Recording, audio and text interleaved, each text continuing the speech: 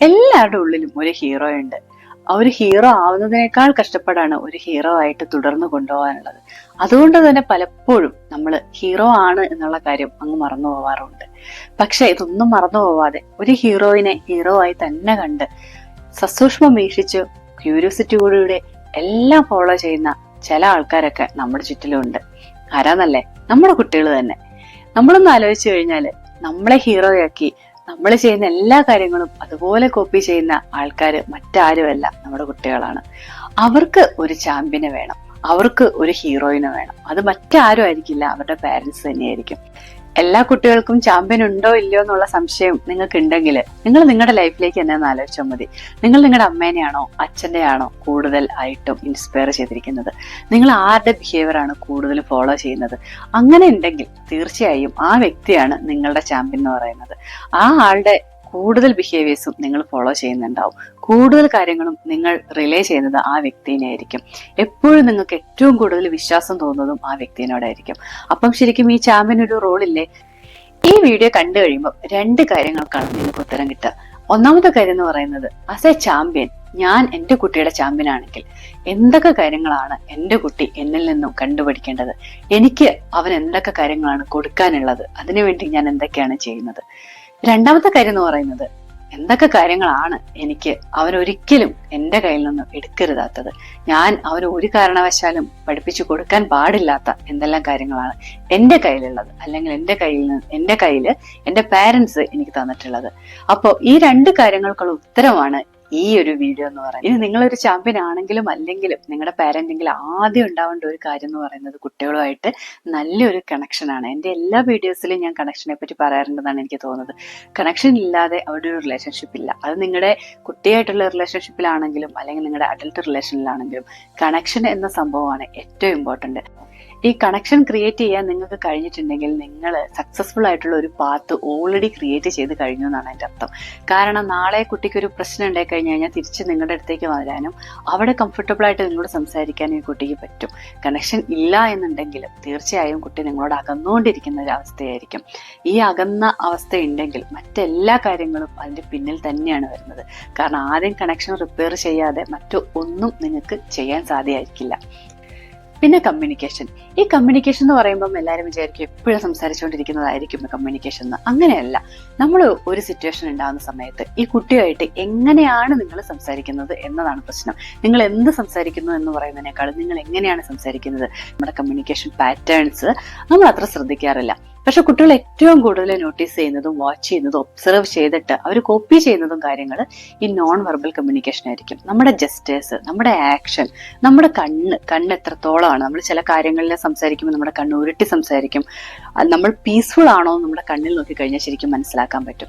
അപ്പൊ നിങ്ങൾ എങ്ങനെ സംസാരിക്കുന്നു എന്നുള്ളതിലാണ് ആ കമ്മ്യൂണിക്കേഷൻ എന്ന് പറയുന്നതിന് ഏറ്റവും ഹൈലൈറ്റ് ആയിട്ടുള്ളത്.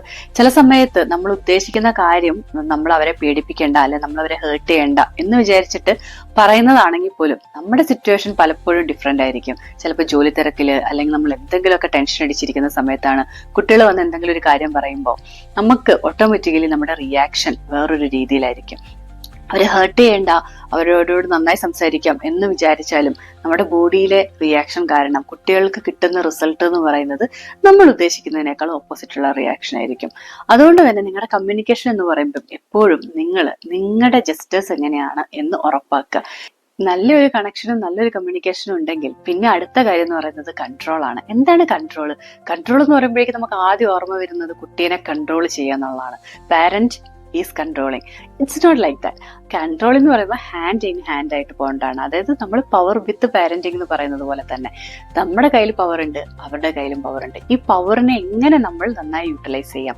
ബൗണ്ടറീസ് സെറ്റ് ചെയ്ത് കൊടുക്കുക, റൂൾസ് സെറ്റ് ചെയ്ത് കൊടുക്കുക, റുട്ടീൻസ് സെറ്റ് ചെയ്ത് കൊടുക്കുക. ഈ 3 കാര്യങ്ങൾ അലൈൻ ചെയ്ത് പോകാൻ പറ്റിയാൽ തന്നെ നമ്മുടെ റിലേഷൻഷിപ്പ് ആക്ച്വലി സെക്യൂർ ആയിട്ട് നമുക്ക് ഫീൽ ചെയ്യും കുട്ടികളുമായിട്ടുള്ളത്.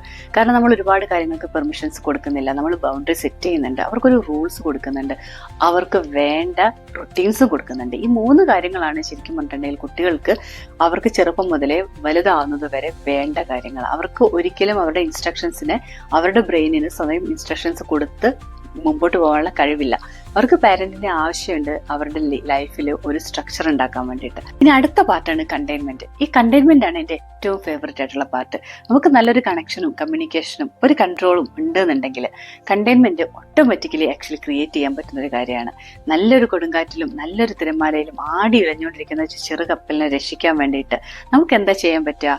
നമുക്ക് അവിടെ വെളിച്ചം കൊടുക്കാൻ പറ്റും. ആ വെളിച്ചം കൊടുക്കുന്നതിനെയാണ് ശരിക്കും പറഞ്ഞിട്ടുണ്ടെങ്കിൽ കണ്ടെയ്ൻമെന്റ് എന്ന് പറയുന്നത്. കുട്ടികൾ ശരിക്കും ന്യൂറോളജിക്കലി അവരുടെ ഇമോഷൻസിനെ ഹാൻഡിൽ ചെയ്യാൻ കേപ്പബിൾ അല്ല.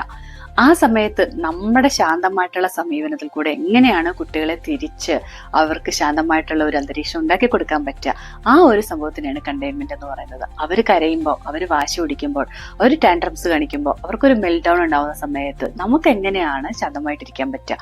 കുട്ടികൾക്ക് ആവശ്യം അവർക്ക് അറിയണം ഉറപ്പായിട്ടും അവരുടെ സൈഡിൽ നിൽക്കാൻ ഒരാളുണ്ടെന്ന്. അവർക്കൊരു പ്രശ്നം ഉണ്ടായി കഴിഞ്ഞിട്ടുണ്ടെങ്കിൽ നീ യുവർ ഓക്കെ, നിന്റെ കൂടെ ഞാനുണ്ട്, നീ സേഫ് ആണെന്ന് പറയാൻ, നീ ഡേഞ്ചറിലല്ല എന്ന് ഓർമ്മപ്പെടുത്താൻ വേണ്ടിയിട്ട് അവനൊരാളെ തീർച്ചയായും ആവശ്യമുണ്ട്. ആ ആളാണ് ശരിക്കും ചാമ്പ്യൻ എന്ന് പറയുന്നത്. ഏറ്റവും അവസാനത്തത് കോൺഫിഡൻസ് ആണ്. ഈ കോൺഫിഡൻസ് എന്ന് പറയുമ്പോൾ നമ്മൾ വിചാരിക്കും എന്റെ കുട്ടിയിൽ എനിക്ക് കോൺഫിഡൻസ് ഉണ്ടാവാം. തീർച്ചയായും നിങ്ങളുടെ കുട്ടിയിൽ നിങ്ങൾക്ക് കോൺഫിഡൻസ് ഉണ്ടാവണം.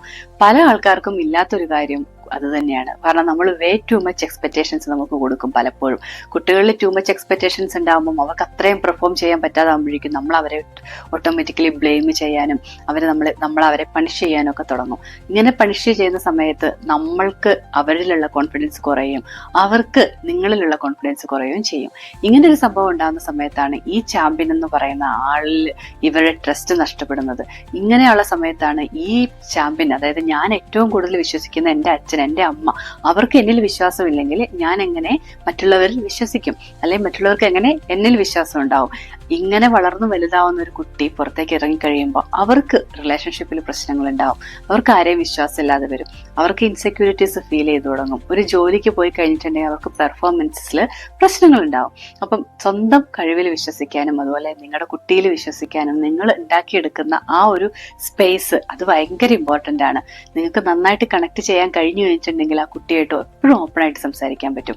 അവന്റെ ലിമിറ്റേഷൻസിനെ മനസ്സിലാക്കി അതിനെ ജഡ്ജ് ചെയ്യാതെ അവൻ ഇതാണ് ചെയ്യാൻ പറ്റുന്നത്, ഇത് ഓക്കെ ആണ് എന്ന് നമ്മൾ അക്സെപ്റ്റ് ചെയ്ത് അവനെ വളർത്താൻ പറ്റിയാൽ അവിടെയാണ് നിങ്ങൾക്ക് സക്സസ്ഫുൾ ആയിട്ടുള്ള ഒരു ചാമ്പ്യൻ ആവാൻ പറ്റുന്നത്. അല്ലോ, ഇതിൽ തന്നെ പല കാര്യങ്ങളും പലപ്പോഴും നമ്മൾ വീട്ടിൽ ഫോളോ ചെയ്തതായിരിക്കും. എന്നാലും ഒന്ന് റിമൈൻഡ് ചെയ്യാൻ വേണ്ടിയിട്ടാണ് നമ്മൾ പലപ്പോഴും ഇങ്ങനെയുള്ള ഓരോ കാര്യങ്ങൾ എടുത്തെടുത്ത് പറയുന്നത്. കോൺഫിഡൻസ് പോലുള്ള കാര്യങ്ങൾ, അല്ലെ കമ്മ്യൂണിക്കേഷൻ പോലുള്ള കാര്യങ്ങൾ, കണക്ഷന്റെ കാര്യങ്ങളൊക്കെ വെരി ഇമ്പോർട്ടൻ്റ് ആണ് എല്ലാ ദിവസവും നമ്മുടെ ഡെയിലി ലൈഫിൽ. കുട്ടികളുമായിട്ട് ഏറ്റവും കൂടുതൽ കണക്ട് ചെയ്യാൻ പറ്റിക്കഴിഞ്ഞിട്ടുണ്ടെങ്കിൽ ഏറ്റവും ബ്യൂട്ടിഫുൾ ആയിട്ടുള്ള റിലേഷൻഷിപ്പ് ആയിരിക്കും അവരുമായിട്ട് നിങ്ങൾ ക്രിയേറ്റ് ചെയ്യുന്നത്. അപ്പൊ നിങ്ങളുടെ ക്വാളിറ്റീസിൽ എന്താണ് കുട്ടികൾ പാസ് ഡൗൺ ചെയ്യാൻ ഉദ്ദേശിക്കുന്നത്?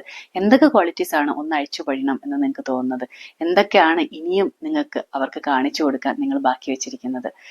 ഈ വീഡിയോയുടെ താഴെ നിങ്ങൾ കമന്റ് ബോക്സിൽ അത് പറയണം. അതുപോലെ തന്നെ നിങ്ങൾ ഇനിയും എൻ്റെ വീഡിയോസ് സബ്സ്ക്രൈബ് ചെയ്തിട്ടില്ല, എൻ്റെ ചാനൽ നിങ്ങൾ ഫോളോ ചെയ്യുന്നില്ല എങ്കിൽ തീർച്ചയായും നിങ്ങൾ ഫോളോ ചെയ്യുക, സബ്സ്ക്രൈബ് ചെയ്യുക. മറ്റുള്ളവർക്കും കൂടെ ഈ ഇൻഫർമേഷൻ ഹെൽപ്ഫുൾ ആവുമെങ്കിൽ നിങ്ങളൊന്ന് ഷെയറും ചെയ്തേക്കുക. Thank you.